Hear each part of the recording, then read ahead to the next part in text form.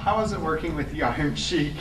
The Iron Sheik, you know, he's always been a Crazy guy. Crazy guy, crazy man. I guess that's a good word, crazy man.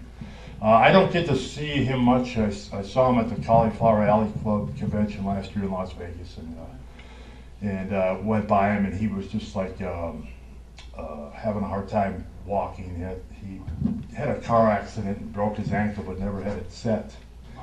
That's how crazy he is. And so he walks around now with a staff that he leans on while he walks, and he manages a lot of wrestlers that wrestle me, and proceeds to beat me to a pulp with that staff outside the ring. And I don't call him the Iron Sheik anymore, I call him the Iron Shepherd. So he doesn't like that, because he's got this big veil on, and he looks like, you know, if he had any a beard, he'd look like Moses. But he was, you know, he took a lot of verbal, physical abuse over the years, portraying, you know, his character. And he was really, you know, born and raised in Iran, and had to escape the country when Ayatollah took over, because Khosrow was the bodyguard of the Shah of Iran, so he was on that checklist of get rid of. So he escaped and ended up in Texas, I think, first, and then went up to Minnesota, coached the University of Minnesota wrestling team. Not coached, but trained. And but he never seemed to be bothered by the dangers of what he was doing. You know, when I came out and challenged him in Allentown, Pennsylvania, I went from the heel to the baby in probably 5 minutes. So I had wrestled, at that time we used to do 3 matches in a session. And I came out, the first hour was this bad guy, and people spitting on me and throwing stuff at me. And then there was an hour where neither one of us were on the show. And then the third hour is when I came, the Iron Sheik went out with Ayatollah and did their deal. And that's when I made my march out there to challenge him. And from that point on, it was just took the WWE through the roof. And at that time, we had Hogan, who had just won the title. On one show, we were running 2 shows a night, and he was on one show, the Sheik and I were on another show.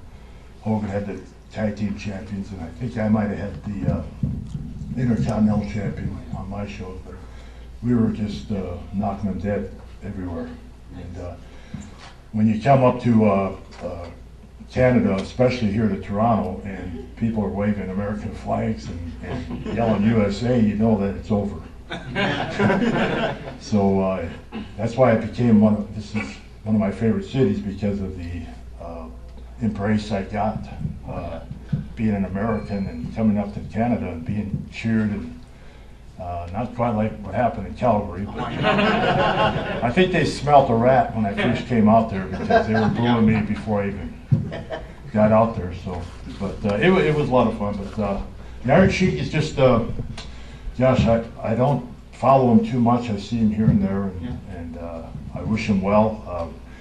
We didn't really become close friends, but we were rivals, and we always watched each other's back from the fans. I don't want to see anybody getting stabbed, or which we did anyway. But it just, you know, he was, you know, I have to take my hat off to him, give him a salute for what he did, and the entertainment he's brought over the years, and will continue, I'm sure. Yep. Thank you. Thank you. Thank you. Thank you very much. Next question. Am I answering these too long, or is No, we've got lots of time. Okay.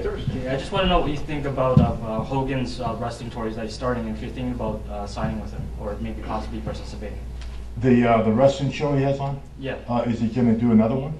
It's actually supposed to be a tour. He's been talking about a few superstars. Oh, really? It's been something that's I haven't heard anything about it. If you're aware of it or anything like that. Don Trinodal, my tag team partner for many years, told me that there was some type of a tour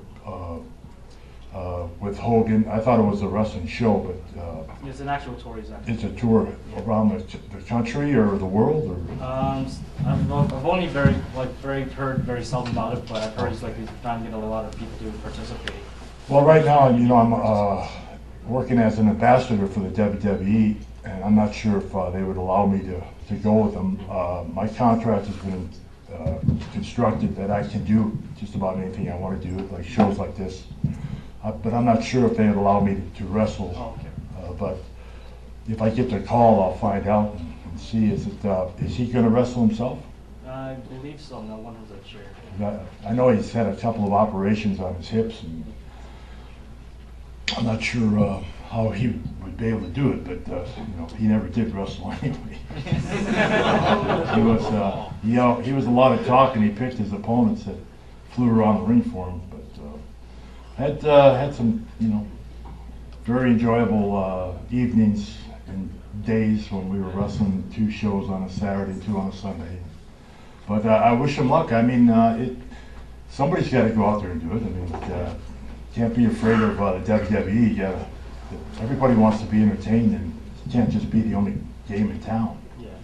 So I hope, because Vince McMahon and WWE, we thrive on competition, which he says there isn't any. He says his competition is the circus and things like that. That there's no other wrestling league that can match him. So I guess that's true with the money that Turner has, and ended up beating him out of. Who knows where the WWE's going? They're just every day they're working on something. And I even heard that Mrs. McMahon is going to go into the political scene as a senator or something. So that should be interesting. I hope it's for the right reasons. But no, I'm going to have to check into that. I've heard a little bit about it last year, but nothing ever came. And then I saw his show, which I thought was a farce. I really didn't enjoy it. But I guess it's all entertainment.